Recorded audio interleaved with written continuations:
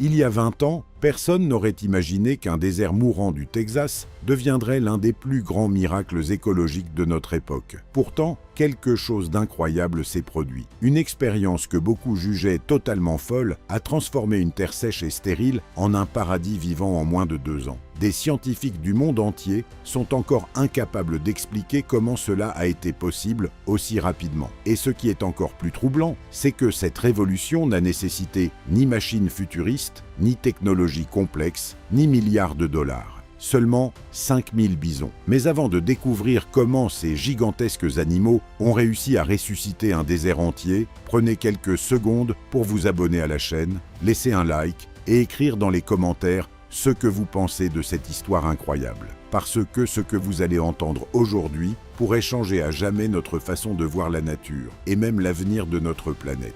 Il y a encore quelques années, cette immense région du Texas ressemblait à un monde abandonné, là où autrefois des plaines infinies d'herbes sauvages couvraient l'horizon. Il ne restait plus qu'un paysage poussiéreux, rempli d'arbustes secs et d'arbres envahissants. Les vents emportèrent la terre fertile, les rares pluies disparaissaient presque immédiatement, et le sol était devenu si dur qu'il ressemblait à de la pierre. Pour comprendre comment cette catastrophe est arrivée, il faut remonter plusieurs générations en arrière. Pendant des décennies, les troupeaux de vaches ont remplacé les bisons qui dominaient autrefois ces terres. À première vue, les deux animaux semblent similaires. Pourtant, leur manière de vivre est totalement différente. Les vaches sont ce que les experts appellent des brouteurs sélectifs. Elles choisissent uniquement certaines plantes et évitent d'autres espèces. Avec le temps, cette habitude a détruit les meilleures herbes indigènes.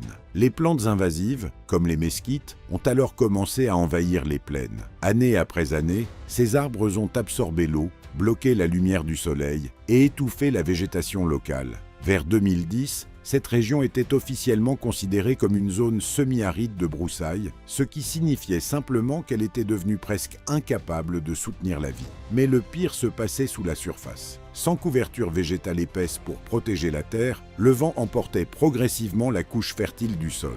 Lors des rares tempêtes, l'eau glissait sur la surface au lieu de pénétrer profondément dans le terrain. Le niveau des nappes phréatiques baissait constamment. Chaque année, il devenait encore plus difficile pour les nouvelles plantes de pousser. Un cercle vicieux s'était installé. Moins il y avait d'herbe, plus le sol devenait sec.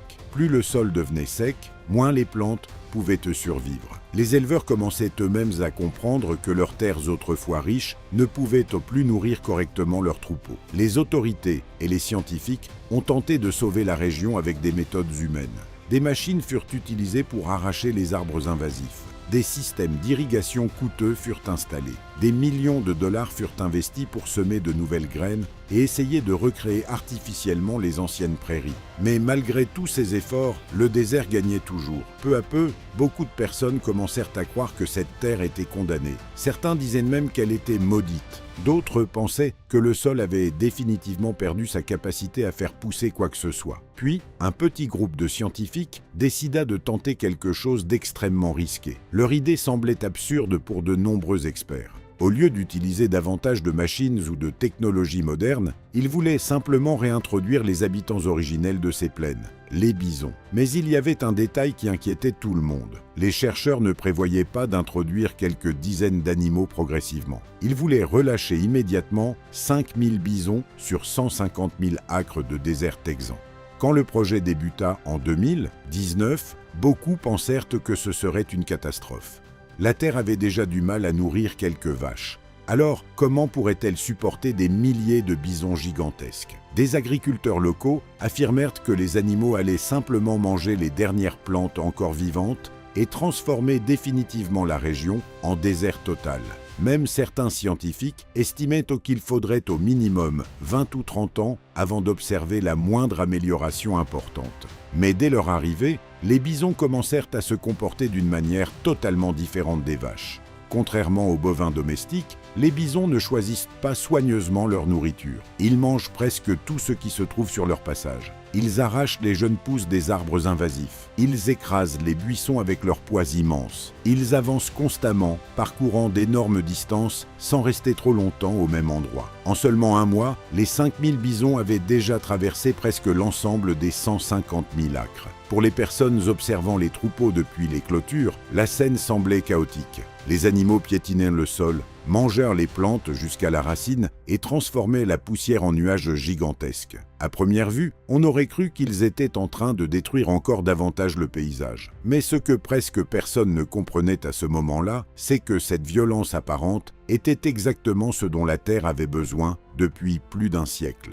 Les herbes indigènes des grandes prairies américaines avaient évolué pendant des milliers d'années aux côtés des bisons. Elles possédaient des racines extrêmement profondes, capables de survivre au piétinement et au broutage intensif. Les plantes invasives, elles, n'étaient pas adaptées à ce traitement brutal. Chaque passage du troupeau affaiblissait les arbres envahissants tout en préparant le retour des anciennes graminées. Puis quelque chose d'encore plus étrange commença à attirer l'attention des chercheurs. Certains scientifiques observèrent que les zones traversées par les bisons semblaient retrouver de la vie à une vitesse impossible à expliquer. Une théorie très controversée commença alors à circuler. Selon certains experts, les vibrations produites par des milliers de sabots frappant le sol ensemble pourraient agir comme une sorte de signal naturel pour réveiller les micro-organismes endormis dans la Terre. Les ondes créées par 5000 bisons en mouvement pourraient pénétrer profondément sous la surface et réactiver des bactéries et des champignons restés inactifs pendant des décennies. Si cette hypothèse est correcte, alors les bisons seraient bien plus que de simples animaux. Ils deviendraient une sorte de moteur vivant capable de réveiller la Terre elle-même. Et cela pourrait expliquer pourquoi le désert commença à verdir bien plus rapidement que tout ce que les ordinateurs scientifiques considéraient impossible. L'effet sur les arbres mesquites fut spectaculaire. Pendant des décennies, ces arbres avaient lentement envahi les plaines comme une armée silencieuse. Ils absorbaient presque toute l'eau disponible et empêchaient les autres plantes de survivre. Mais les bisons commencèrent à manger les jeunes pousses avant qu'elles puissent grandir. Les adultes utilisaient aussi les vieux arbres pour se gratter, arrachant leur écorce et les faisant parfois tomber complètement. Les zones où les troupeaux passaient le plus souvent commencèrent rapidement à s'ouvrir. Ce travail de nettoyage naturel aurait coûté des millions de dollars avec des machines et des produits chimiques. Pourtant, les bisons accomplissaient cela gratuitement, simplement en vivant selon leurs instincts. Et pendant qu'ils transformaient le paysage, ils réalisaient aussi un autre travail essentiel.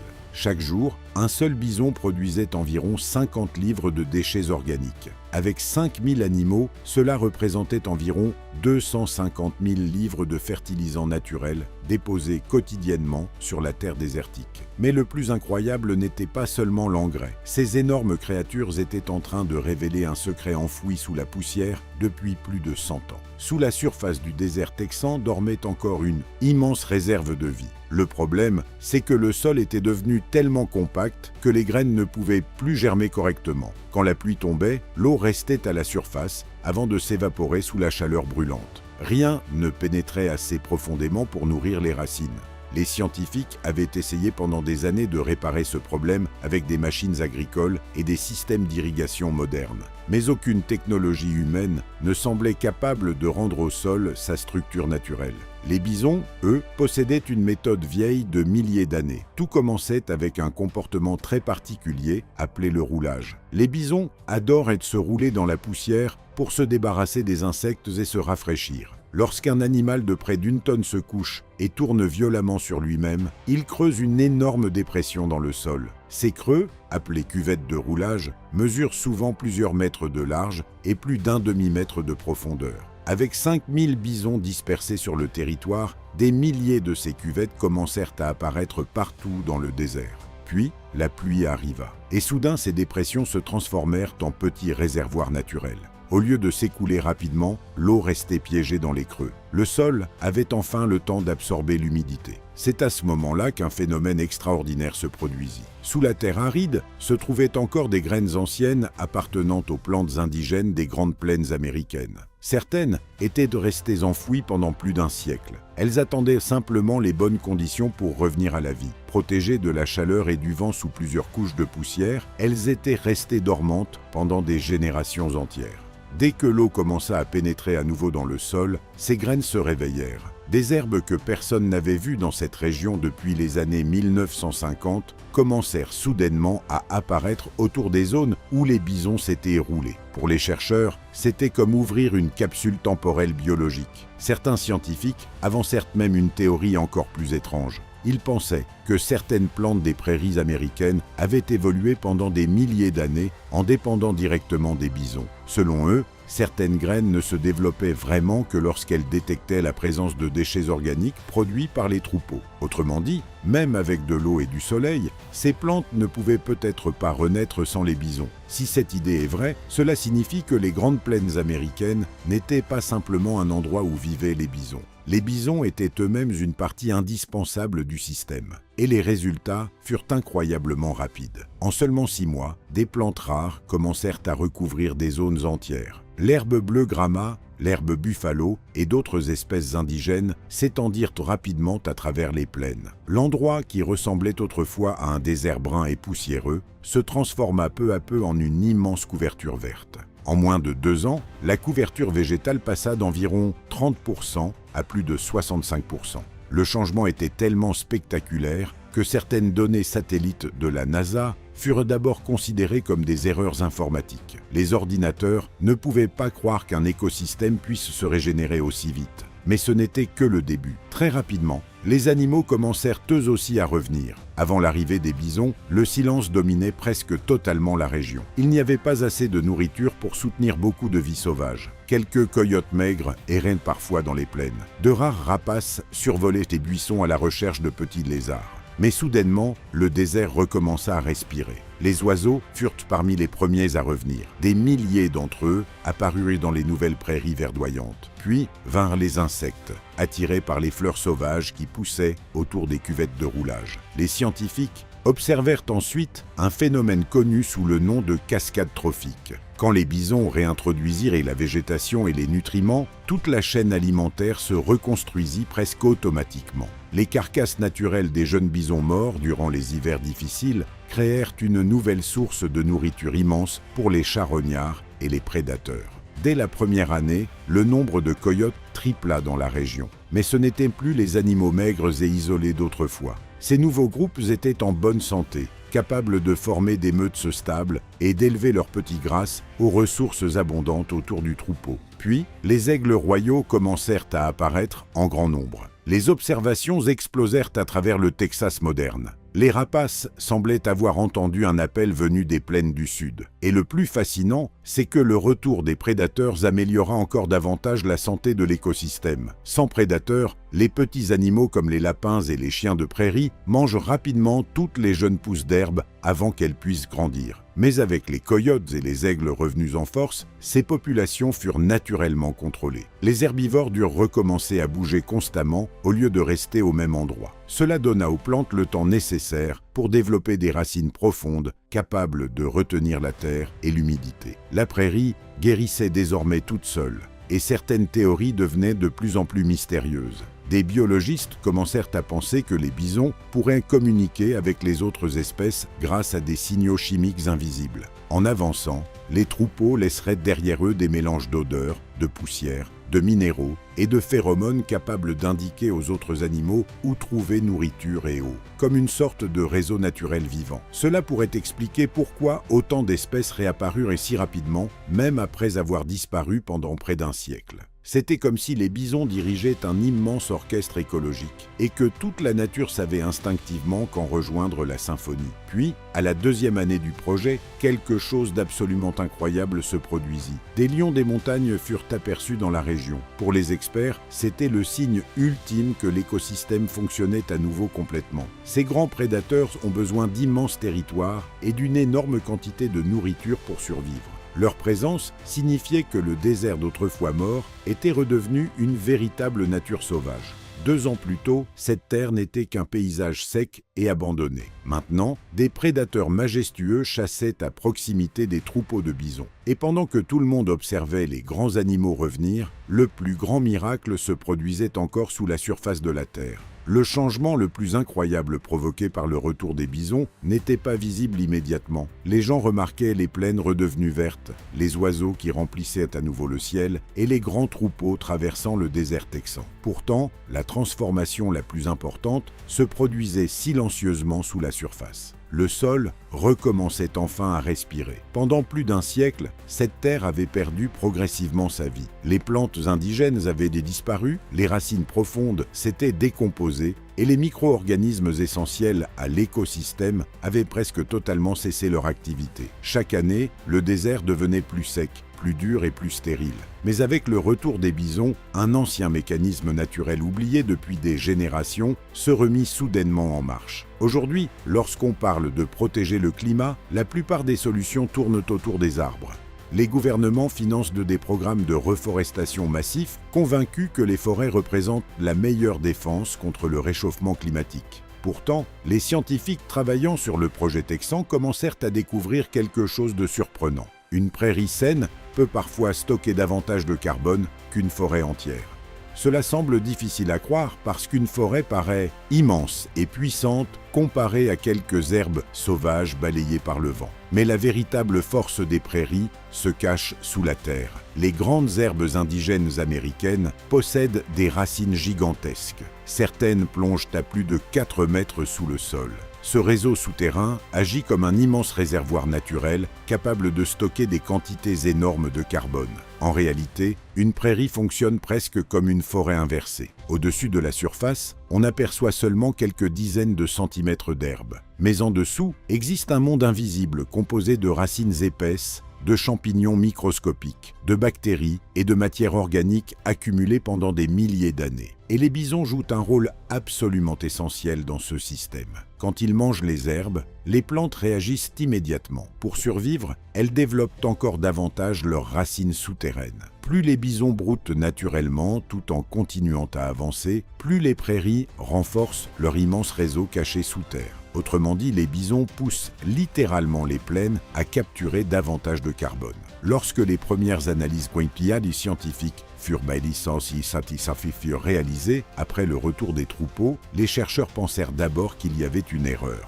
Les résultats semblaient impossibles. Les échantillons de sol montraient que la quantité de carbone stockée dans certaines zones avait augmenté d'environ 40% en moins de 2 ans. Les laboratoires BTSUBA répétèrent les analyses plusieurs fois. Les machines furent recalibrées. Certains scientifiques refusèrent même de croire les chiffres. Mais les résultats restaient identiques. Le désert texan était devenu un immense système naturel capable d'absorber le carbone présent dans l'atmosphère. Puis vinrent les calculs globaux. Les experts estimèrent que le troupeau de 5000 bisons retirait chaque année environ 75 000 tonnes de carbone de l'air. Pour aider le public à comprendre l'ampleur de ce chiffre, les chercheurs le comparèrent à quelque chose de plus concret. Cela équivalait à retirer définitivement environ 16 000 voitures de la circulation. Et le plus incroyable, c'est que cette transformation ne nécessitait aucune technologie futuriste, aucune machine géante, aucun laboratoire sophistiqué, aucune installation industrielle. Seulement des animaux vivant exactement comme ils l'avaient toujours fait pendant des millions d'années. Cette découverte força beaucoup de scientifiques à remettre en question notre manière moderne de résoudre les problèmes environnementaux. Depuis des décennies, l'humanité pense que des problèmes complexes nécessitent forcément des solutions technologiques complexes. Nous imaginons des machines capables de contrôler le climat, d'aspirer le carbone directement dans le ciel ou de réparer artificiellement les écosystèmes détruits. Mais dans les plaines du Texas, des animaux anciens semblaient accomplir ce travail naturellement, simplement en suivant leurs instincts. Et certaines observations commencèrent à devenir presque troublantes. Les chercheurs qui observaient les troupeaux quotidiennement remarquèrent que les bisons semblaient se déplacer avec une précision étonnante. Ils ne restaient jamais trop longtemps au même endroit. Ils ne détruisaient pas complètement les plantes d'une zone avant de partir. Leurs mouvements semblaient parfaitement adaptés aux besoins du paysage. Parfois, les troupeaux revenaient précisément dans des endroits qui avaient besoin d'être broutés.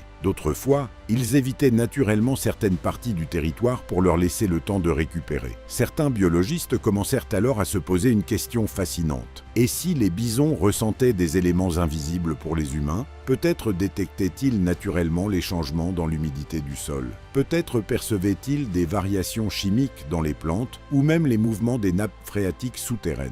D'autres allèrent encore plus loin. Ils suggérèrent que les troupeaux pourraient fonctionner comme une forme d'intelligence collective naturelle, développée au cours de milliers d'années d'évolution avec les grandes plaines américaines.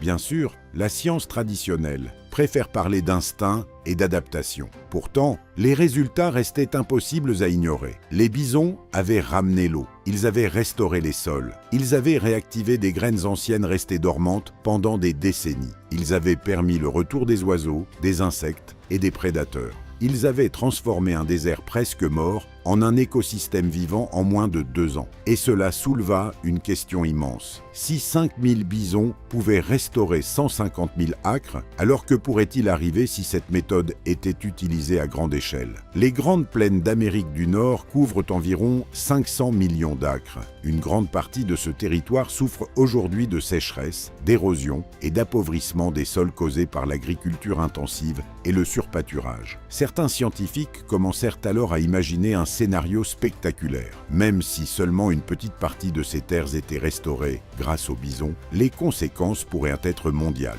Les plaines pourraient recommencer à retenir l'eau naturellement. Les sécheresses pourraient diminuer. Des millions de tonnes de carbone pourraient être piégées profondément sous terre. Des espèces animales disparues depuis longtemps pourraient revenir. Et surtout, les grands écosystèmes nord-américains pourraient retrouver une partie de leur équilibre perdu. Mais il existe un obstacle majeur. Aujourd'hui, presque tout ce territoire appartient à l'industrie bovine. Des millions de personnes dépendent de ce système pour vivre. Pour de nombreuses familles, l'élevage représente non seulement un travail, mais aussi une tradition transmise depuis plusieurs générations. Et les éleveurs ne sont pas les ennemis de la nature. Ils ont simplement hérité d'un modèle créé pour nourrir une population immense. Pourtant, le projet texan a révélé une vérité difficile à ignorer. Le système moderne basé sur les bovins domestiques semble être une imitation imparfaite de l'ancien système naturel des bisons. Les vaches restent souvent trop longtemps dans les mêmes zones. Elles broutent certaines parties des plaines jusqu'à épuiser complètement les plantes. Elles ne migrent pas naturellement comme les grands troupeaux sauvages. Elles ne stimulent pas la régénération profonde des prairies. Elles ne restaurent pas les sols. Et cela pousse aujourd'hui de nombreux scientifiques à poser une question extrêmement difficile. Sommes-nous prêts à changer notre manière de produire notre nourriture afin de sauver les écosystèmes de la planète? Parce qu'au fond, cette histoire ne parle pas seulement de bisons. Elle parle de notre relation avec la nature elle-même. Pendant très longtemps, l'humanité a essayé de contrôler les paysages comme des machines industrielles. Nous avons remplacé des systèmes naturels parfaitement équilibrés par des modèles conçus uniquement pour produire davantage et plus rapidement. Mais peut-être que la nature connaissait déjà les réponses depuis le début. Le projet des bisons du Texas a montré quelque chose d'incroyable. La Terre peut encore guérir beaucoup plus vite que ce que la science moderne imaginait. Et peut-être que parfois, la solution n'est pas d'ajouter davantage de technologie, mais simplement de laisser la nature redevenir elle-même.